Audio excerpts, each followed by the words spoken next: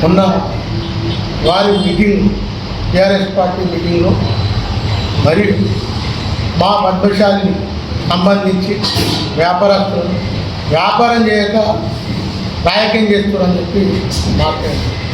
మరి వ్యాపారం చేసే వ్యక్తులను రాజకీయంగా తీసుకుపోయి మున్గోడు ఎలక్షన్లలో మా కులాన్ని, మా పెద్ద మాటలను, మా కుల సంఘాలను కూడా శిక్షణ తీసుకుపోయి మున్గోడులో ప్రచారం చేయించుకున్నాం. మరి దాన్ని రాజకీయం అంటారా, మరి వ్యాపారం అంటారా?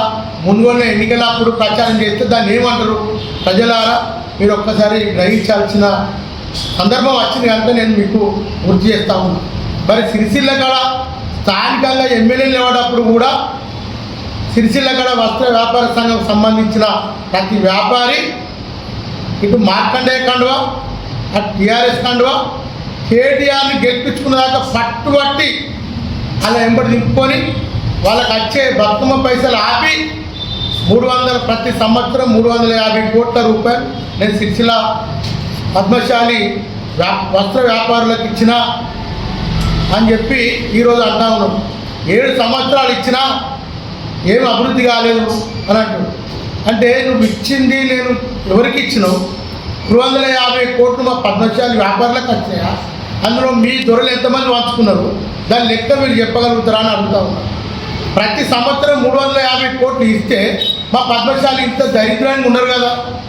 ప్రతి ఇంటికి ఎన్ని పైసలు ఇచ్చినా ఉంటాయి కదా. మరో విషయం ఏంటంటే నేను బ్రిడ్జి మీదకి రాగా నీళ్లు లేవు అనుకో, బ్రిడ్జి మీదకి నీళ్లు రాకుండా చేసింది నువ్వే కదా. చెక్ డ్యామ్లు ఎవరు కట్టమన్నారు? చెక్ డ్యామ్లు కడితే నీళ్లు రావు కదా. చెక్ డ్యామ్లు కట్టినావు, నీళ్లు రాకుండా చేసినావు. చెక్ డ్యామ్లు కట్టినావు, మా ఉసుకాన్ని ఎత్తుకపోయినావు. ఆ విషయం నువ్వు చెప్పాలి. రాగా తుంగలు ఉన్నాయి, మరి తుంగ చెట్టు మొలిచినాయి, మరి ఆ తుంగలు మొలిపించినా నేనన్నా నువ్వు చెప్పుకోదన్నా.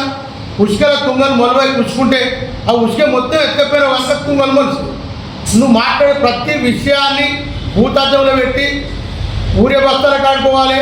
అక్కడ 2 బస్తాలు మనమే ఆడ లేనట్టు చేయాలి, వీడియో తీయాలి, తిట్టాలి, పెట్టాలి, ముఖ్యమంత్రిని తిట్టాలి అనే ప్రోగ్రామ్ నువ్వు పెట్టుకొని నువ్వు ఎత్తా ఉన్నావు. అదేగాక మీ ఎమ్మెల్సీ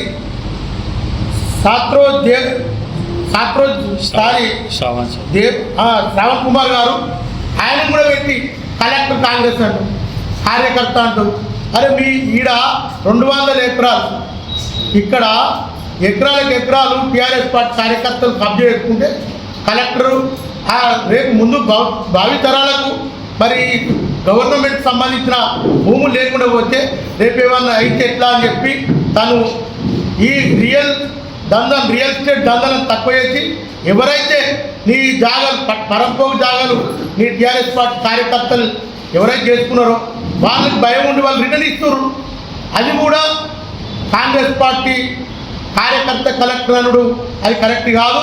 నీ ప్రభుత్వంలో సిద్దిపేట కలెక్టర్ నీ కాలు మొక్కిండు, నువ్వు ఎమ్మెల్సీ ఇచ్చినావు, మరి దాన్ని ఏమంటారు?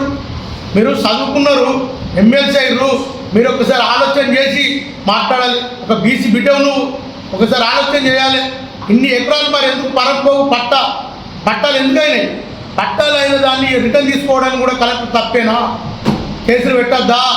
వాళ్ళు ఏం చేస్తే అనుకుంటారా? కలెక్టరు ఆయనకున్న పవర్స్ను ఆయన వాడితే కలెక్టర్ ఎజెండా కలెక్టర్ మనిషి, కలెక్టర్ కండవాకుంటాడు, కలెక్టర్ కాంగ్రెస్ అంటారు. ఇది ఎంతవరకు కరెక్ట్ అని నేను శ్రావణ్ కుమార్ని అడుగుతా ఉన్నా. ఇటువంటి విషయాలు లోకల్గా తెలుసుకొని మాట్లాడాలి. ఎవరో చెప్పింది మీ పార్టీ బాగుంటే పార్టీ ఎత్తుకొని తిరిగి అద్దనం. ఎందుకంటే నువ్వు ఒక పార్టీకి ఉన్నావు కనుక నువ్వు పార్టీ గురించి మాట్లాడుకో అద్దనం, త్వరల గురించి మాట్లాడుకో అద్దనం. కానీ ఇక్కడికి వచ్చేవారు కదా ఇన్ని 1000 ఎకరాలు పరంపోవు గవర్నమెంట్ సంబంధించిన జాగాలు కబ్జా అయినప్పుడు అడిగే బాధ్యత కలెక్టర్కి ఉందా లేదా? లేదంటే నువ్వు చెప్పావు ఎమ్మెల్సీగా లేదు అని. నువ్వు ఒక ఎమ్మెల్సీవి, గవర్నమెంట్ జీతం తీసుకుంటావు, ఒక కలెక్టర్ను కాంగ్రెస్ కార్యకర్త అనుడు అది కరెక్ట్ కాదు. నువ్వు చదువుకున్న వ్యక్తివి, నువ్వు ఆలోచన చేసి ఇంకోసారి కూడా ఆలోచన చేసి మాట్లాడాలని కోరుతా ఉన్నా. మరి మేము రాజకీయాన్ని ఎదగద్దా? పద్మశాలి వ్యాపారులకు రాజకీయం అవసరం లేదా? కేటీఆర్ గారు ఇప్పటికీ మీరు మా దగ్గర 5 సార్లు ఎమ్మెల్యే అయ్యారు, షాలులో ఓట్లతోనే గెలిచిర్రు. ఓట్లకు వచ్చేవరకల్లా దొరలేమంటారు, మేము షాలులో ఓట్లు వేయకుండా గెలుస్తామంటారు. ఇక్కడనే మీ సెస్ ఉన్నది, సెస్ ఆఫీసుల చిక్కర్ రామారావు గారు గతంలో పద్మశాలి ఓట్లతో నేను గెలవలే అన్నాడు. మేము చాలా రోజులు గెలవలే అన్నట్టు. మరి నువ్వు కూడా కదా ప్రకటించు కదా, మీ ఓట్లు మాకు అవసరం లేదాను. మమ్మల్ని చిన్న చూపు చూసుడు, ఏడబడతాడు, కళ్ళు తాగుతారు, మందు తాగుతారు, కలకాయ కూర తింటారు అన్నట్టువి మేము అని అన్నాము. మాకు అన్న ధైర్యం ఉందా? మీ దగ్గర బుక్ ఉన్న బుక్ల పేరు రాస్తారు. మళ్ళీ ఆలోచన చేయాలి మీరు. మేము కూడా రాజకీయంగా ఎదగాలి. మా దానికి ఒకళ్ళు ఎమ్మెల్యే టికెట్ 10 వర్షాలకి నీ పార్టీలో ఇక్కడ మేము కూడా మాత్రం మా ఓటు నీకేసేది ఆలోకేసుకుంటాం. ఒకసారి ఆలోచన చేసి వ్యాపారస్తులకు రాజకీయం అవసరం లేదన్నది కరెక్ట్ కాదు. మేము రాజకీయంగా ఎదగాలని నువ్వు కోరాలి, పట్టుకురావాలి. నీ ఎంబడి దింపి మమ్మల్ని రాజకీయ నాయకులను చేయాలి. కానీ మీకెందుకు అని అంటవా? బతుకమ్మ చీరలు ఇచ్చిన 350 కోట్లు అన్నావు, మరి బ్యాక్ ఎందుకు పెట్టిపోయారు?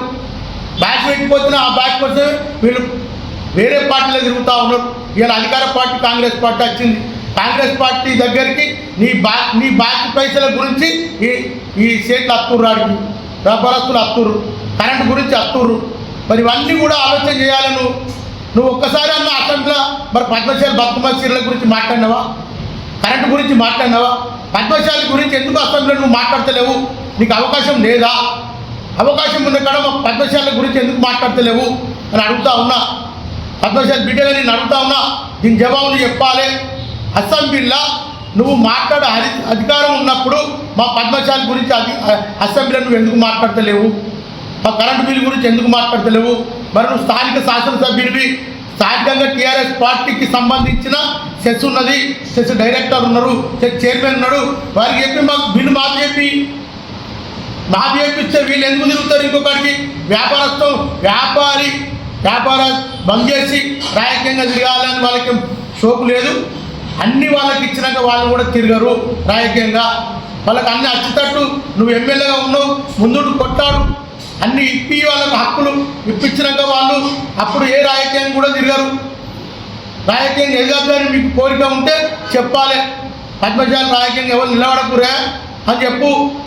అట్లనన్నా చెప్పు. నువ్వు అట్లా చెప్పవు, ఎదగద్దంటావు. ఇక నువ్వే ఉంటావు ఎప్పటికీ. ఇక్కడ దొరలే ఉంటారా? రాజకీయం 1952 నుంచి ఇప్పటి వరకు ఒక్క బీసీ ఎమ్మెల్యే కాలే సిరిసిల్లకు. ఒక్క దొర తప్ప ఎవరు కాలే సిరిసిల్లకు. ఇక మీరే ఉంటారు ఎప్పటికీ. 74 సంవత్సరాలు అవుతుంది అప్పటి నుంచి ఇప్పటికి మీరే. మరి చాలా ఎందుకు రాజకీయంగా ఎదగాలని మీకు ఉంటుంది. మీరు మమ్మల్ని రాజకీయంగా ఎదగాలని అనుకుంటే మీరే ఒక ఎమ్మెల్యే టికెట్ మాకు ఇచ్చి ఇయ్యి, మీరు ఊకుండి మమ్మల్ని గెలిపియ్యి. కానీ రాజకీయం అర్థాన్ని మీరే అనబడుతుంది. మాకు అర్థం ఎట్లా?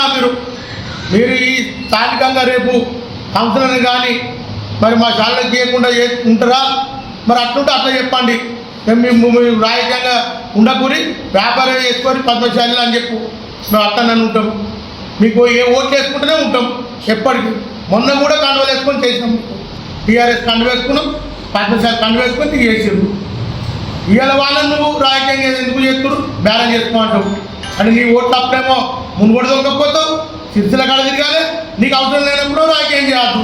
ఇదే పద్ధతి. కేటీఆర్ ఆలోచన చేసి నువ్వు ఇటువంటి మాటలు బంద్ చేసి కులంని చిన్న చూపు చూడొద్దని ఖబర్దారని చెప్పి కోరుకుంటావు.